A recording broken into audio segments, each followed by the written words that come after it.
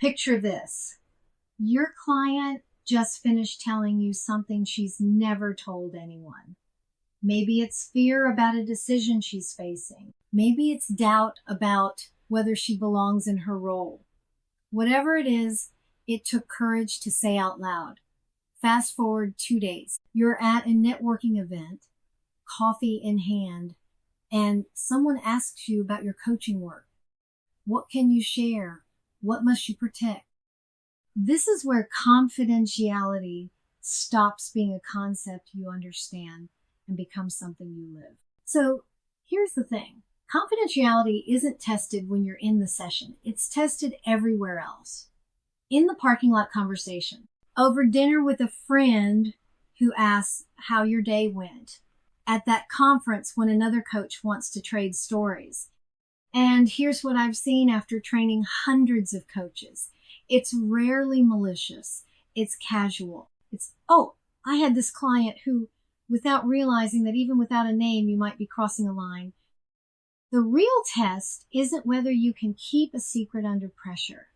It's whether you keep it when there's no pressure at all, when it would just be easy to share. ICF puts this in clear language. Marker 1.05 says we maintain confidentiality with client information per stakeholder agreements and pertinent laws. Now, let's unpack that because every word matters. Stakeholder agreements means what you've actually contracted, not assumed. Contracted about what gets shared and with whom. Pertinent laws means you need to know what your jurisdiction requires. Some places have mandatory reporting laws. Some have specific data protection requirements. But here's what this marker is really saying. You don't get to decide on the fly what's okay to share. That decision gets made up front, in writing, with everyone who needs to know. So, what exactly are we protecting? 2 things. First, the obvious. Anything that could identify them. Their name, their company, their role, their email, all of it. But here's where coaches sometimes miss it. It's also everything they tell you in the room. The topics they bring, the fears they voice, the breakthroughs they have, that's theirs. I've seen coaches think, well, I didn't use her name, so I'm fine. And then they describe the situation in enough detail that anyone in that organization would know exactly who they're talking about. No names doesn't automatically equal confidentiality. Clients need to be safe and secure, knowing that what they say in the coaching space stays in the coaching space. Full stop. Now, this gets more complicated when you're coaching inside an organization. You've got a sponsor, the person writing the check, who wants to know how things are going. And you've got a client who thinks everything is private. Those 2 expectations can be in direct conflict. So what do?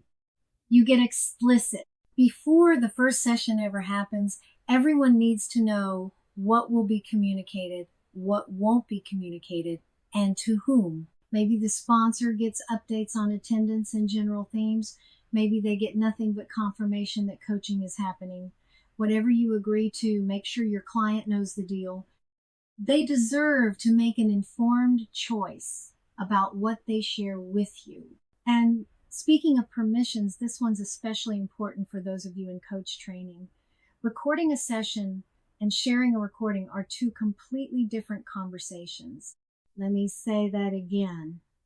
Recording is one permission.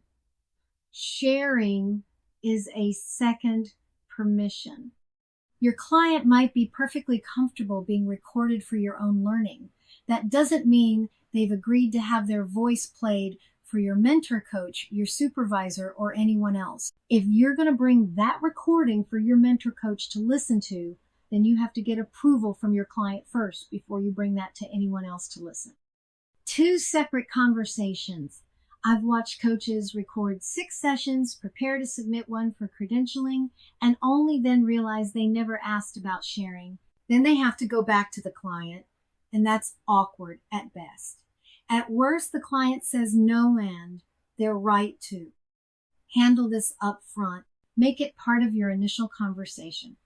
I'd like to record our sessions, And I'd also like permission to share selected recordings with my mentor coach for feedback. Are you comfortable with both? One more piece that coaches often overlook.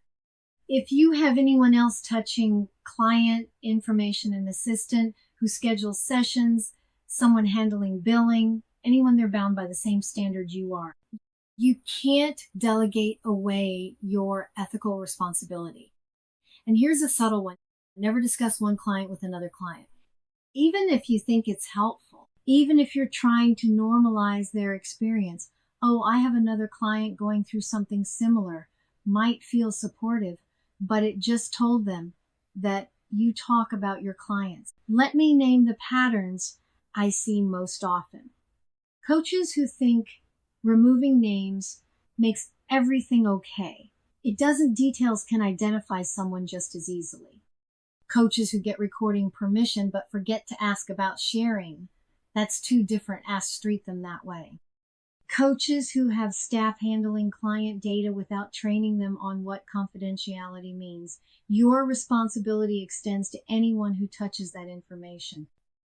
And coaches who relax their boundaries in what feel like safe space peer groups, professional dinners, coffee with colleagues, those aren't exceptions. There are no exceptions. Here's what this really comes down to. Trust. Every time a client sits down with you, they're taking a risk. They're deciding to be vulnerable with someone they might not know very well. They're betting that what they share won't walk out of the room with you.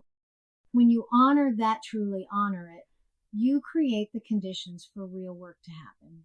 When you don't, everything else you do as a coach loses its foundation. Confidentiality protects the space. But there's another boundary that's equally important, knowing what coaching is and what it isn't.